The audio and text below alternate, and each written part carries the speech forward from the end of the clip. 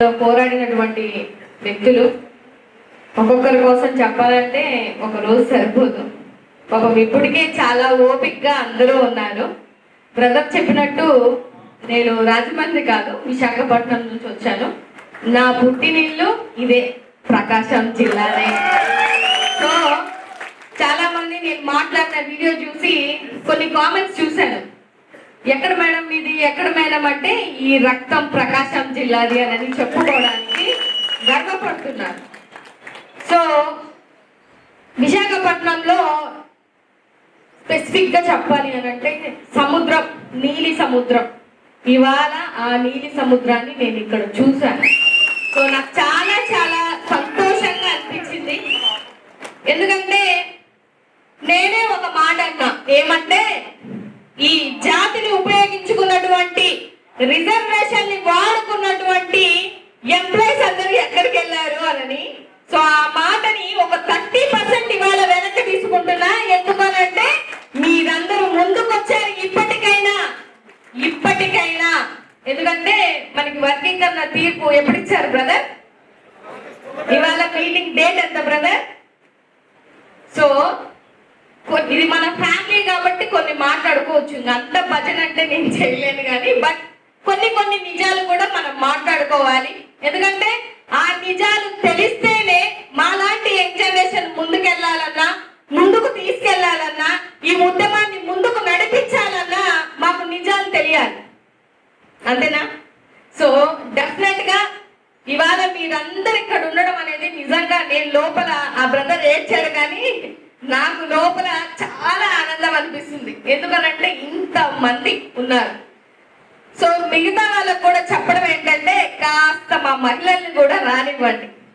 So ఒక మహిళగా, being a lady, being a educated, నేను మిమ్మల్ని అందరినీ రిక్వెస్ట్ చేస్తుంది ఏంటి అని అంటే, ఈ రిజర్వేషన్లు ఉపయోగించుకున్న లిస్టులో మహిళలు కూడా ఉన్నారు, మహిళా ఉద్యోగులు కూడా ఉన్నారు.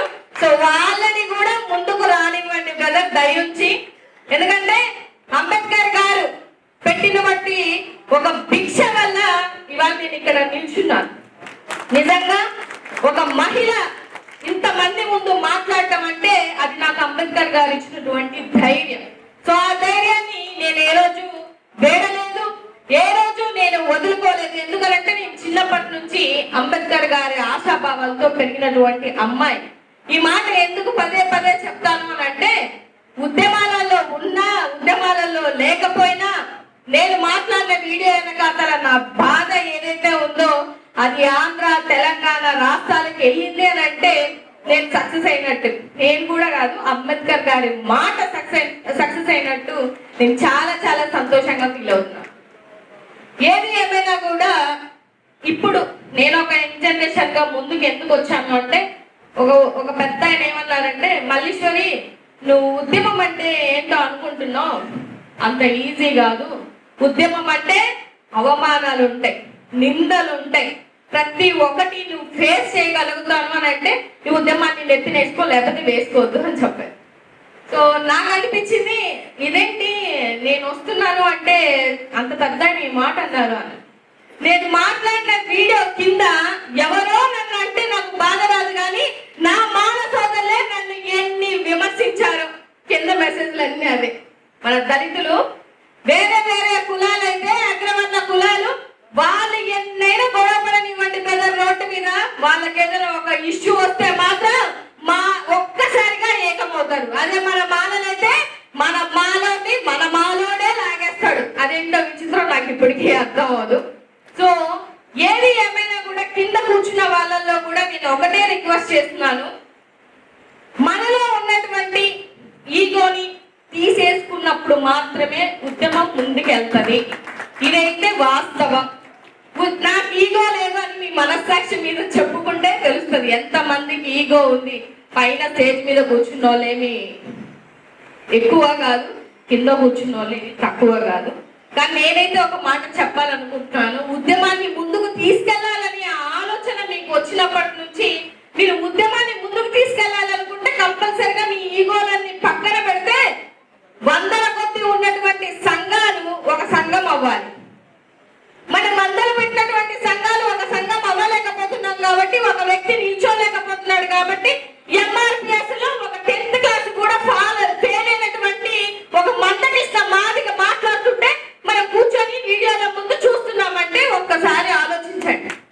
ఏం జరుగుతుందనేది ఆలోచించండి. ఆ మూర్ఖుడు ఏం మాట్లాడుతున్నాడు అని అంటే అంబేద్కర్ గారు అని అతని నోట్ల నుంచి రావట్లేదు. నేను చాలా బాధపడ్డాను. ఏంటంటే అది ఖండిస్తారని కూడా వెయిట్ చేశాను, కానీ ఈ సభాముఖంగా ఖండిస్తున్నాను. నీకు దళిత ద్రోహి ఎవరన్నా ఉన్నారంటే ఈ ప్రపంచంలో అది మందకృష్ణ మాదిగ. నువ్వు అంబేద్కర్ గారికి అంబేద్కర్ గారు అని నువ్వు మాట్లాడకపోతే నేను కూడా నీకు గారు అనే రెస్పెక్ట్ మాత్రం నేను ఇవ్వను. ఎందుకంటే నా వయసు చిన్నది. ఆయన ఒకవేళ ఈ వీడియో చూసి ఫీల్ అయితే మాత్రం నిజంగా చెప్తున్నాను, అంబేద్కర్ గారు పెట్టిన భిక్షలోనే నువ్వు ఇవాళ వచ్చి అంబేద్కర్ అని మాట్లాడుతున్నావంటే నీ విఘ్నత ఏంటనేది ఇక్కడే అర్థమైపోతుంది. ఆయన 341 ఆర్టికల్ అంటే ఏమన్నా తెలుసా బ్రదర్? తెలుసా? అసలు క్రిమిలేయర్ అంటే ఏంటో తెలుసా? వర్గీకరణని పోయి ఆయన చేతనైతే ఏదో చేయడం ఒకటి ఏకంగా రిజర్వేషన్ లేపేసి పనిచేసినటువంటి దరిద్రుడు ఎవడన్నా ఉన్నాడు అని అంటే మందకృష్ణ మాదిగ. నిజమే కాదా? అతనికి తెలియట్లే. నిన్న ఎవరో మీడియా ముందు ఒక క్వశ్చన్ అడిగితే క్రిమిలేయర్ కి మీరు సపోర్ట్ చేస్తారా చేయాలంటే ఆహా కాదు, ముందు నేను వర్గీకరణ తెచ్చుకున్న తర్వాత అప్పుడు క్రిమిలేయర్ కోసం మాట్లాడతాడంట. మీ మొన్న వర్గీకరణ వచ్చిన తర్వాత ఇంకా క్రిమిలేయర్ ఏంది, రిజర్వేషన్ ఏంది అంటే ఏ మాత్రం నాలెడ్జ్ లేనటువంటి ఒక వ్యక్తి ఇవాళ మాట్లాడుతున్నాడు అని అంటే మనకి సిగ్గుచేటే ఒక రకంగా చెప్పాలండి. నేనైతే మనస్ఫూర్తిగా ఏం కోరుకుంటున్నానంటే అసలు ఈ వర్గీకరణ తీర్పు ఇవ్వడమే మంచిది, లేదనంటే మన వాళ్ళందరూ పడుకొని నిద్రపోయేవాళ్ళు. ఇవాళ అబ్బాయి ఎక్కడున్న మాలలందరూ బయటకు వచ్చారనంటే ఆ తీర్పు వల్ల. చాలా మంది పెద్దవాళ్ళు ఇందాక మాట్లాడినప్పుడు ఒక మాట అన్నారు, మనం ముందే ఆ రోజే పోరాడి ఉంటే, మనం ముందే ఆ రోజు వచ్చిందంటే ఇవాళ మనకి ఈ గతి పట్టేదా? లేకపోతే మందకృష్ణ మాదిగ లాంటి వాళ్ళు మన్మోదులు అందరూ వచ్చి మనల్ని క్వశ్చన్ చేసేంత రైట్ ఉందా వాళ్ళకి? వాళ్ళ బాధంతా ఏంటి? ఆయన ఏమంటారంటే మాలలకి మాదిగలకి పడదు, మాలలకి మాదిగలకి సెట్ అవ్వదు, మేము ఎప్పటి నుంచో వాళ్ళ వల్ల నష్టపోతున్నాము అని. మరి అలాంటప్పుడు మందకృష్ణ భార్య ఏ కులం అండి? మందకృష్ణ అల్లుడు ఏ కులం అండి? అంటే ఈయన మాత్రం పెళ్లి చేసుకోవడానికి ఒక మాల కావాలి, లేకపోతే అల్లుడు తెచ్చుకోవడానికి ఒక మాల కావాలి. కానీ అదే ఉద్యమం విషయంలోకి వచ్చినప్పుడు మాత్రం మాలలు అవసరం లేదు, మాలలకి ఇచ్చేస్తున్నారని. అసలు మాదిగలు కూడా గుర్తుంచుకోవాల్సినటువంటి విషయం ఏంటంటే తమ్ముళ్ళు మిమ్మల్ని కూడా 30 సంవత్సరాల నుంచి మోసం చేసి ఏదైతే రాజకీయ పార్టీలు ఉన్నాయో, అక్రమంగా కులాలు ఉన్నాయో వాళ్ళ చంకనీరు తాగి మిమ్మల్ని కూడా అన్యాయం చేసి జాతికి అన్యాయం చేసినటువంటి వ్యక్తి అతను. సో అలాంటి వ్యక్తి కోసం ఇవాళ మనం ఆలోచించాల్సిన విషయం ఏ మాత్రం లేదు. కానీ కొన్ని విషయాలు చెప్పాలన్న ఒక ఉద్దేశంతో నేను మాట్లాడుతున్నాను. సో ఇంకా మన విషయానికి వస్తే అందరూ ఐక్యమత్యమే ఐక్యమత్యం ఉందా లేదా అనేది మీ మనస్సాక్షులకి ఒకసారి క్వశ్చన్ చేసుకోండి. ఎందుకంటే ఇది మన ఫ్యామిలీ సభ లాంటిది కాబట్టి మాట్లాడుతాం. అది మీడియా ముందైతే కబద్దార్ అంటాం. కాకపోతే మనం అందరం ఒకసారి ఆలోచించాలి, ఇది మీ కోసమో నా కోసమో అంబేద్కర్ గారి కోసమో కాదు. రేపొద్దున మన పిల్లల భవిష్యత్తు మారాలన్నా, లేకపోతే ఇలాంటి ఇబ్బందులు రాకూడదన్నా, అక్రమంగా కులాల కింద మనం నలిగిపోకూడదన్నా సరే ఈ ఉద్యమాన్ని ముందుకు తీసుకెళ్ళాలి. గుర్తుపెట్టుకోండి, మీ శాలరీలలో ఒక్క రోజు జీతం ఇవ్వగలగండి. ఒక్క రోజు మొత్తం శాలరీ వద్దు సార్, వద్దు బ్రదర్, ఒక్క రోజు మీ శాలరీలో అంబేద్కర్ గారి కోసం లేకపోతే ఆయన వారసులుగా మనం ఒక జీతాన్ని సాక్రిఫైస్ చేయలేమా? చేయగలమా లేదా? సో ఏదైనా కూడా ఒక నాలుగు అయితే ఉంది ఏంటంటే మనం మాలలో కొంచెం దళితులం, ఫైనాన్షియల్ గా కొంచెం తక్కువగానే ఉంటాము అని. సో ఆ విషయాన్ని మనం బయట చెప్పుకోవాల్సిన అవసరం అయితే లేదు. కానీ మన ఉద్యమాన్ని ముందుకు తీసుకెళ్లాలని ముందుకు వస్తున్న నాయకులకి ఎవరికైనా సరే సపోర్ట్ చేయండి. ఇప్పుడు ఒక సంఘంగా మారారు. కోర్ కమిటీలో ఎంతమంది ఉన్నారు సార్? సో సమ్ పర్సన్స్ ఉన్నారు. సో నిజంగా చెప్పాలి అని అంటే ఫస్ట్ ఆఫ్ ఆల్ వాళ్ళకి క్లాప్స్ కొట్టండి. ఇవాళ మీటింగ్ ఇంత సక్సెస్ఫుల్ గా జరిగింది అంటే దానికి కారణం వీళ్ళు, చిన్నవాళ్ళు పెద్దవాళ్ళు. ఏదేమైనా కూడా పాత నీరుని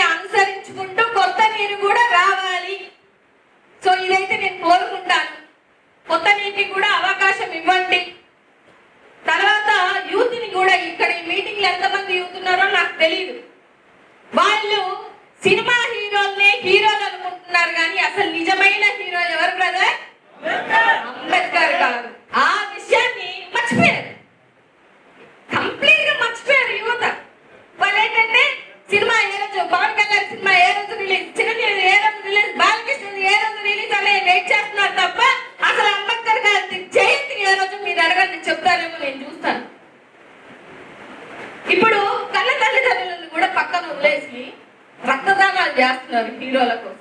అలాంటిది మన కోసం బొట్టు బొట్టు బొట్టు వదిలేసి ఆయన రక్తాన్ని కార్చినటువంటి అంబేద్కర్ గారి కోసం ఒక్కరోజు మనం సాక్రిఫైస్ చేసుకుని ఉద్యమాన్ని ముందుకు తీసుకెళ్ళలేమంటారా?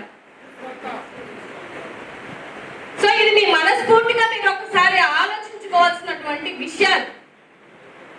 తర్వాత క్రిమిలేయర్ ఏంటి, దానికి సంబంధించిన ఉపన్యాసాలన్నీ పెద్దవాళ్ళు ఉన్నారు, వాళ్ళు ఇస్తారు.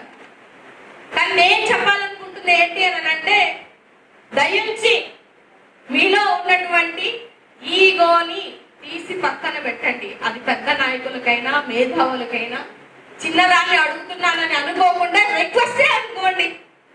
నేను రిక్వెస్ట్ తోనే అడుగుతున్నాను. ఎందుకనంటే పోను పోను మన జాతి ఏమవుతుందో అన్న ఒక బాధ, ఒక ఆవేదన నాలో అయితే ఉంది. అది అందరికీ చెప్పాల్సిన నెసెసిటీ లేదు, కానీ అదే ఆవేదన మీలో ఉందా లేదా అనేది ఒకసారి ఆలోచించండి. చాలా మంది సంఘాలు, ఎన్నో సంఘాలు ఉన్నాయి, నేను ఏ సంఘాన్ని తప్పుపడ్డాను, కానీ ఈ సంఘాలు ఎవరి మట్టుకాలు వర్గీకరణకు వ్యతిరేక పోరాట మీటింగులు పెట్టుకుంటుంటే ఎప్పుడు సార్ మనం ఒక స్టేజ్ మీదకి వచ్చేది? ఏ రోజు వస్తాం ఒక స్టేజ్ మీదకి? ఎంఆర్పిఎస్ అనగానే ఒక వ్యక్తి కనిపిస్తున్నారు, మరి మానల్లో ఒక లీడర్ని ఎన్నుకొని ముందుకు తీసుకెళ్ళలేమా? ఎందుకు తీసుకెళ్ళలేకపోతున్నామో కూడా మీరే ఆలోచించండి. అంటే ఏదో పీతకథ ఉంటది, ఒక పీత ఎక్కుతుంటే ఇంకొక పీతలు లాగేస్తుంటే మనం ఎప్పుడు పీతల్లాగే ఉండాలా? దయించి ఏది ఏమైనా కూడా ఇది ఈ తీర్పు అనేది చాలా మంది రిజర్వేషన్లు ఎందుకు మీ రిజర్వేషన్ల కోసం దేనికి మాట్లాడతారు అని అంటే, ఇప్పటికీ అంటరాని తనం అనేది ఉంది. ఊర్లలో ఉందా? ఇప్పటికీ మంచాలు తిప్పేసుకొని కూర్చుంటున్నాం చాలా ఊర్లలో. నిజమా కదా బ్రదర్? మన ఫంక్షన్లకు వస్తారు, ఏ రోజైనా మన బంతిలో కూర్చొని తినుంటారా? చూసారా? పెద్ద నాయకులు ఏ రోజైనా మన బంతిలో వచ్చి కూర్చోవడం తిన్నారా? కానీ వాడికి ఒక దళితుడితో ఒక ఫోటో అవసరం. ఒక దళితుడి ఇంటికి వెళ్ళాను అంటే మీడియాలో రేపొద్దున ఒక దళితుడికి ఇంటికి వెళ్ళినటువంటి సీఎం అనేది వాడికి అవసరం. అది మనం గ్రహించుకోలేక మనల్ని మనం మోసం చేసుకుంటున్నాము అనేది వాస్తవం. రాజ్యాధికారం కావాలి అంటారు, రాజ్యాధికారం ఎలాగ సార్ వస్తుంది? ఏ విధంగా వస్తుంది? అంబేద్కర్ గారి భావన కూడా అదే కదా, రాజ్యాధికారం కావాలనే కదా ఆయన ప్రాణత్యాగం చేశారు. కానీ ఇవాళ నాకేమనిపిస్తుందంటే అంబేద్కర్ గారు ఉంటే మాత్రం నిజంగా రాజ్యాంగం రాయడేమో అనిపిస్తుంది. ఎందుకంటే అలాంటి వ్యక్తులుగా తయారైపోయాం మనం. చచ్చిపోయిన వాళ్ళకి అంబేద్కర్ గారు రాజ్యాంగం రాలేదని ఒక మూర్ఖుడు మాట్లాడతాడు, 11 మంది రాశాడని ఇంకొక మూర్ఖుడు మాట్లాడతాడు. లేకపోతే అంబేద్కర్ గారికి 2 భార్యలు అంటాడు. ఏమో వాళ్ళు ఇష్టం వచ్చినట్టు వీడియోలు. కానీ ఆ వీడియోని మళ్ళీ మనమే లైక్ చేస్తాం, షేర్ చేస్తాం, సబ్స్క్రైబ్ కూడా చేస్తాం. ఇది సిగ్గుతనం కాదా? అంబేద్కర్ గారి బొమ్మకి ఎవరైనా అవమానిస్తే కూడా ఏమైపోతాం? ఇంతమంది ఉంటాం, ఏమవుతాం అంటే ఏమవ్వం. ఏదో తూతు మంత్రంగా వచ్చి ఒక 5 మంది 6 మంది, అందుకే కదా అలాంటి వ్యక్తులు కూడా అరే నేను 10,000 మందితో మీటింగ్ పెట్టుకోలేదు మాలోని మనల్ని చిన్నతనంగా మాట్లాడుతుంటే, అవతల రాష్ట్రాల్లో మనకన్నా హోరుగా ఫైట్ చేస్తుంటే చూసారా మన ఢిల్లీలో మీటింగ్ ఎలా అయిందో? మన ఆంధ్ర రాష్ట్రాలలో ఎప్పుడు అవ్వాలి బ్రదర్ ఆ మీటింగ్ అలాంటిది? నేనేమంటున్నానంటే ఎంతో కొంత ఒక రోజు సాక్రిఫైస్ చెయ్యకపోతే, ఒక ధర్నాకి ముందు రాకపోతే, ఒక ఉద్యమానికి ముందుకు రాకపోతే అసలు రిజర్వేషన్లే తీసేస్తారన్న విషయాన్ని ఇంకా గ్రహించుకోలేకపోతున్నారంటే ఇది మన అమాయకతనమా, చాటగారితనమా ఏంటి అనేది ఒకసారి ప్రశ్నించుకోండి. ఏది ఏమైనా కూడా ఇవాళ జరుగుతున్న హోమంలో నేను కూర్చున్న పెద్దవాళ్ళందరూ ఎవరికి వాళ్ళు ఆహుతి అవ్వాలని వచ్చిన వాళ్ళే, కింద కూర్చున్న వాళ్ళతో సహా మీరందరూ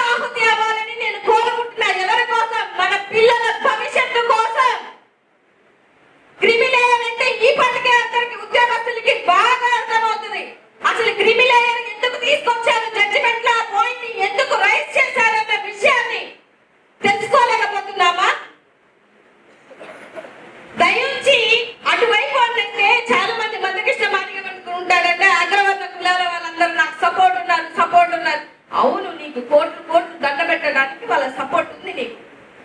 కానీ నేను అనట్లా, అయ్యో నన్ను మోదీ హక్ చేసుకుంటున్నాడు లేదా వెంకయ్య నాయుడు హక్ చేసుకుంటున్నాడంటే ఆ హక్కు వెనకాల ధృతరాష్ట్రుడి యొక్క కౌగిలిలో స్వామి అని అతనికి అర్థం అవ్వట్లేదు. నీతో పాటు జాతిని మొత్తం తాకట్టు పెడుతున్నావు అన్న విషయాన్ని నీకు అర్థం అవ్వట్లేదు. నీ పిల్లల భవిష్యత్తును కూడా నువ్వు తాకట్టు పెట్టుకుంటున్నావు అన్న విషయం అర్థం అవ్వట్లేదు. ఇంత ఘోరంగా జాతిని తాకట్టు పెడుతున్న ఏ నాయకుడైనా, ఏ రాజకీయ పార్టీ అయినా, ఏ వ్యక్తులకైనా చెప్తున్నది ఒకటే విషయం, చాలా మంది బాలల జోలికి వచ్చి కాలక్రమంలో కొట్టుకుపోయారు. మీ గతి కూడా ఇంతే, మీ గతి కూడా ఇంతే. హిట్లర్ లాంటి వాళ్ళే మాల యోధులు యుద్ధం చేస్తే ఉచ్చబోసుకుంటూ మరి పారిపోయినటువంటి వ్యక్తి, అలాంటిది వీళ్ళే మనకు రాజకీయ భిక్ష పెట్టేది, వీళ్ళే మనకు రాజ్యాధికారం తీసుకొని వచ్చేది. ఎవరు పెట్టిన భిక్ష బాలలకి కావాలా? ఒకరి భిక్ష కోసం ఎదురు చూసే వ్యక్తులు మా బాలల మనలో పౌరుషం లేదా, లేకపోతే చచ్చిపోయిందా? ఒక్కసారి ఆలోచించండి. ఇప్పటికి వినేసాము వెళ్ళిపోయాము అనేది కాదండి. నిజంగా నా ఇంటికి కూడా నేను వెళ్ళలేదు. ఫస్ట్ నా బ్రదర్స్ పిలిచారని నేను వచ్చాను. నా ఊరు ఇక్కడే బేస్తవారిపేట. నాకు రాత్రి వచ్చాను 9:30-10. దీని వెనకాల ఆవేదన అనేది ఉంటది. నిజంగా మీడియా ముందు మాట్లాడాలో లేకపోతే స్టేజ్ మీద మాట్లాడాలంటే 1,00,000 రూపాయలు కాదండి, నేను కూడా స్టేజ్ పెట్టి మాట్లాడగలుగుతాను. ఏం మాట్లాడకుండానే నా వీడియో 70 లక్షల మంది చూసినటువంటి వీడియో. ఆ రోజు నుంచి నా వీడియోలు ఏమైనా సరే ట్రోల్ అవుతున్నాయి. హ్యాపీనే, నేను కాదని అనట్లేదు. కానీ మన మనస్సాక్షిని ప్రశ్నించుకొని మనలో ఉన్నటువంటి ఈగోని మాత్రం దయించి తీసేసుకోండి బ్రదర్. పెద్దవాళ్ళైనా చిన్నవాళ్ళైనా మీ కాళ్ళకు దండం పెట్టి మరీ అడుగుతున్నా. ఏది ఏమైనా కూడా ముందుకొచ్చాము. నేను ఉత్తరాంధ్ర నుంచి వచ్చినటువంటి అమ్మాయిని, అక్కడ నుంచి వచ్చాను కాబట్టి చెప్తున్నాను. మీటింగ్ కి ముందే ఉద్యోగం చేసినటువంటి మొట్టమొదటి అడుగేసింది ప్రకాశం జిల్లా ఉద్యోగస్తులు. మీరు మీటింగ్ పెట్టక ముందే 50% సక్సెస్ అయినటువంటి వ్యక్తులు మీరే. మిమ్మల్ని చూసి ఇప్పుడు ఉత్తరాంధ్ర వాళ్ళందరూ కదులుదానికి రెడీ అవుతున్నారు. నాకు ఫోన్లు కూడా చేశారు పర్సనల్ గా. సో ఈ ఒక్క రోజుతో ఈ ఉద్యమం అనేది ఆగకూడదు, ముందుకు తీసుకెళ్ళాలి. ఏది ఏమైనా కూడా వర్గీకరణని ప్రాణ త్యాగాలు చేసేనా, ప్రాణాలు అడ్డుపెట్టైనా అడ్డుకుంటాం. అది మన హక్కు. మనకి అంబేద్కర్ గారు ఇచ్చినటువంటి హక్కు.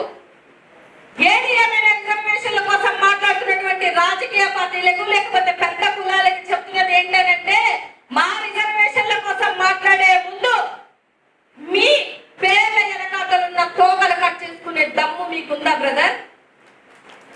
ఉందా? లేదు. లేనప్పుడు నా రిజర్వేషన్ కోసం, నా దేవుడు కల్పించినటువంటి రిజర్వేషన్ల కోసం మీరు మాట్లాడే హక్కు మీకెక్కడిది? అసలు మాట్లాడుతున్న నీ బతుకుకి ఓటు హక్కును కల్పించినటువంటి దేవుడు నా దేవుడు. మీరే అంబేద్కర్ గారి కోసం మాట్లాడుతున్నారు. మీరే అంబేద్కర్ గారి విగ్రహాలను పడగొడుతున్నారు. అంబేద్కర్ గారి విగ్రహాలు పడగొట్టినా చూస్తుంటాం, ఏం చేసినా చూస్తుంటాం. ఒక మాట అయితే గుర్తు పెట్టుకోండి ఈ సందర్భంగా.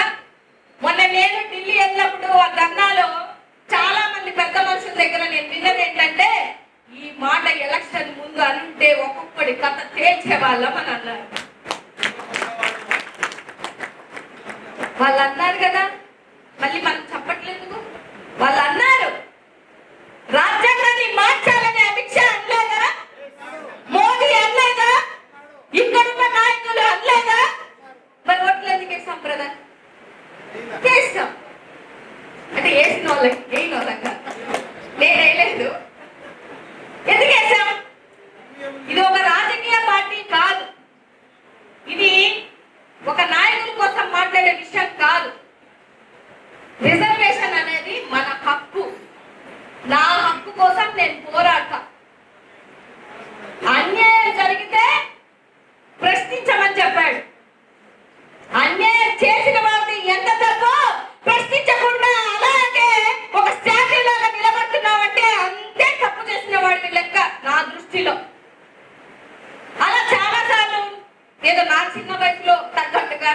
నేను 25 స్టేషన్లో కూర్చున్నాను, ఉద్యమాలు చేశాను.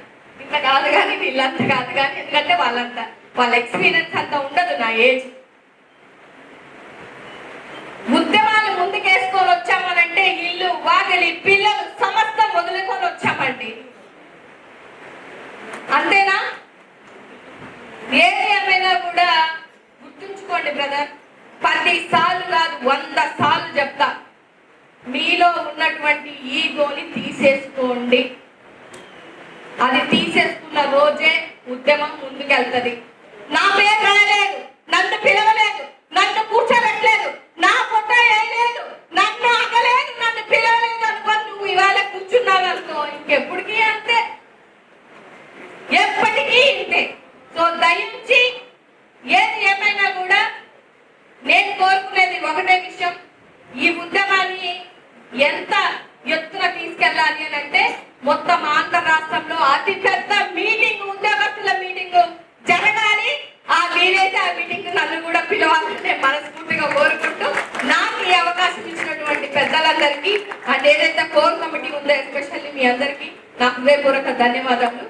అండ్ మిగతా ఇద్దరు పెద్దవాళ్ళ గురించి ఒక మాట, వాళ్ళ దగ్గర నుంచి చాలా నేర్చుకోవాలి. నేను కూడా శ్రద్ధగా కూర్చొని వింటాను, మీరు కూడా శ్రద్ధగా కూర్చొని వినండి. సో వాళ్ళ ఎక్స్పీరియన్స్ అంతా కాదు, వాళ్ళు ఎన్నో చూస్తారు, ఎన్నో ఫేస్ చేసినటువంటి వ్యక్తులు.